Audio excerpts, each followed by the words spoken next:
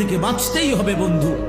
কোরআনে আল্লাহ বারবার একটা কথা বলছে নবীজিকে, আমাদের নবীকে পর্যন্ত আল্লাহ বলছে বন্ধু ওমা আদরাকা মা হিয়া, এই বন্ধু জাহান্নামের আগুন কেমন আপনি জানেন?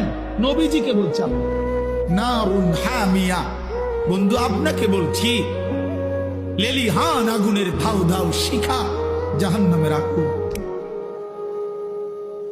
ওমা আদরাকা মাল হুতামা, আল্লাহ বলছে বন্ধু হুতামা নামক জাহান্নামের আগুন কেমন জানেন?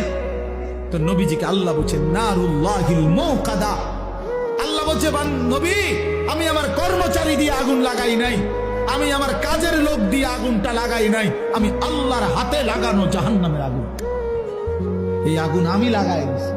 নারুল্লাহ আমার হাতে জ্বালানো আগুন, আল্লাতী তাত্তাদিউ আলাল আফইদা, আল্লাহ বলে বন্ধু জাহান্নামের আগুনের প্রথম ফোঁটা, প্রথম স্পর্শ যখন জাহান্নামের আগুনে লাগবে ছুঁইবে, সাথে সাথে নাফরমানের পুরা দেহ ভিতরের সমস্ত অঙ্গ প্রত্যঙ্গ কলজা সুদ্ধা একই মুহূর্তে জ্বালায় ফেলবে।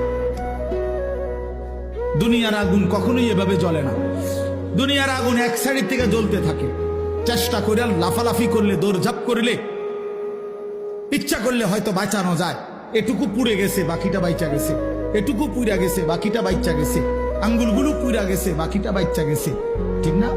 দুনিয়ার আগুন এরকম ধীরে ধীরে পড়ে, ধীরে ধীরে ধীরে ধীরে।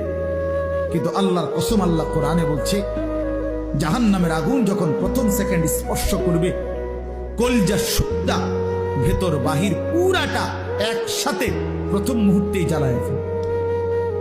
লাভ দিবেন দৌড়াবেন না, ইন্নাহা আলাইহিম মুসাদা ফি আমাদিন মুমাদ্দাদা, আল্লাহ বলেন আগে জাহান্নামের মোটা খুঁটিতে বান দেওয়া হবে, এরপরে আগুন জ্বালানো।